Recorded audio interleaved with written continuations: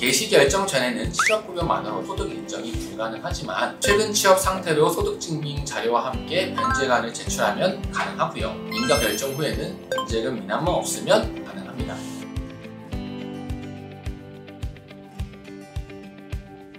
안녕하세요. 회생의 정석 최용준 변호사입니다. 요즘 경제 상황이 안 좋아졌다는 말 너무나 익숙해질 정도로 흔하게 들리고 있죠. 그러다 보니 실직을 하시는 분들께서 이런 질문들을 최근에 많이 해주고 계세요. 제가 지금 실업급여를 받고 있는데 이런 경우에도 개인회생 신청이 가능할까요? 아무래도 상당히 절박한 마음으로 문의를 주실 수밖에 없는 일이죠. 오늘 그 답을 알려드리겠습니다.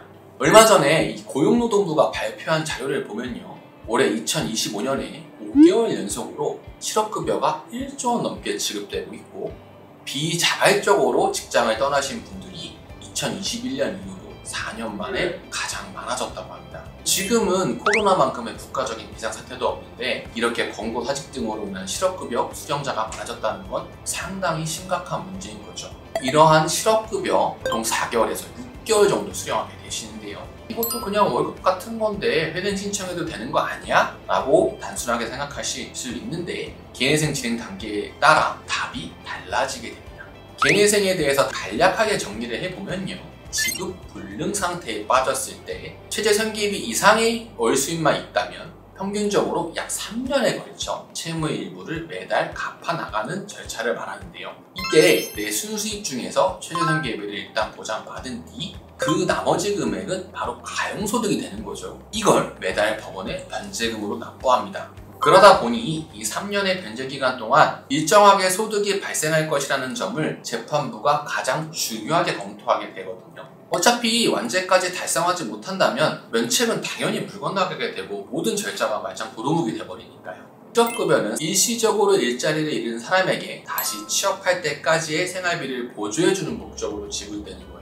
영구적이지 않고 한시적이라는 것이죠. 법원의 입장에서 보면 이 채무자는 실업급여를 받는 6개월 동안은 변제금을 낼 수 있겠지만 그 후에는 어떡하지? 라는 생각이 들 수밖에 없습니다. 따라서 실업급여만으로는 반복적이고 고정적인 소득이라고 판단될 수는 없어요. 일단 실업급여 수령액을 생활비로 쓰시면서 즉시 취업하시는 게 급한데요, 구직 후 몇 달이 채 되지 않았더라도 신청 자격은 충족하실 수 있습니다. 일반적으로 약 3개월 이상의 급여 지급 내역을 보정 절차에서 입증하게 되는데 개시 결정 전에 첫 월급을 받지 않으셨더라도 무리는 없습니다. 그 다음에 계속해서 월급을 받을 이력이 쌓인다면 그때 보정 권고 내용에 따라 최근 취업 사항에 대한 소명을 완료하시면 됩니다.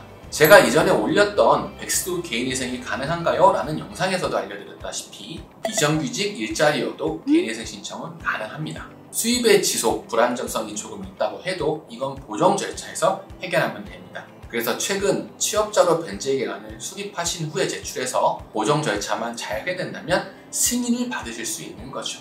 결론적으로는 재빠르게 구직에 성공하셔서 사건을 접수하신 뒤 3개월 이상의 월급을 수령하셨을 때 최근 취업에 관련 증빙 자료를 제출하시면 회생 신청 자체에는 큰 문제가 없습니다. 인가 결정 후에도 사실 갑작스럽게 퇴사를 겪게 되거나 다니던 직장의 경영 상태가 악화되는 등 퇴직상을 맞닥뜨리게 되는 경우도 있을 수 있죠.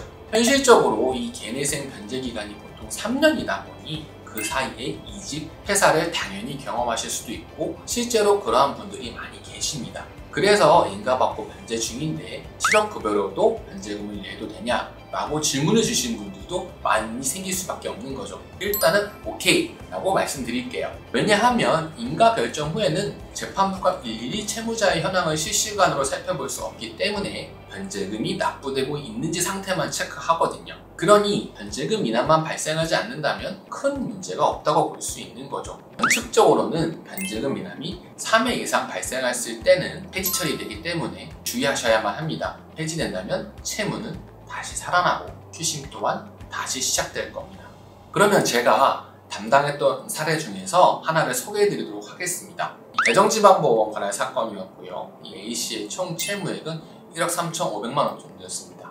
기존 직장에서 갑작스럽게 퇴직하신 뒤 실업급여를 수령하고 계셨는데요. 제게 첫 문의를 남겨주셨을 때는 무직 상태셨는데 그 이후에 재차 문의를 하셨을 때에는 그 취업에 성공하셔서 새로이 근무를 시작한 상황이셨습니다. 그래서 아직 첫 월급이 나오지는 않은 시점이었기 때문에 저는 일단 당시 A자의 근로계약서상 급여 X로 변제 계획안 내용을 수집해서 대전지방법원에 접수했고요. 한 달이 지나고 A씨에게 첫 월급을 받으시면서부터 변제 계획안을 다시 순수입에 맞춰 변경해서 수정안을 제출했습니다.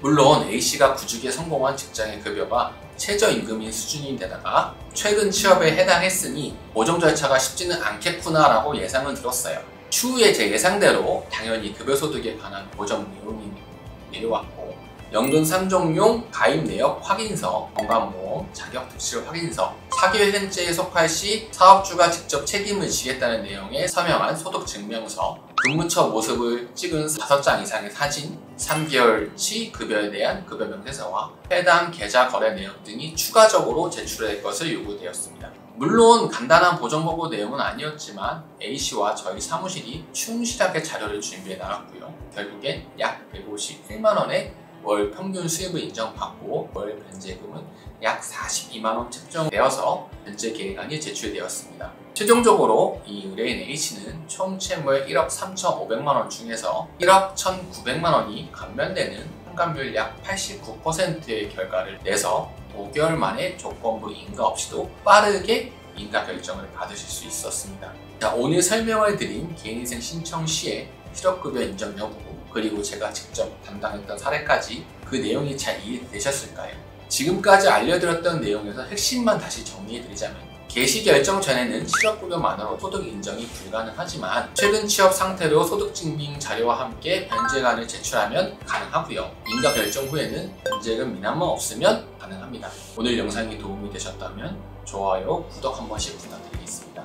다음 영상에서 더 유익한 정보로 찾아뵙도록 하겠습니다. 감사합니다.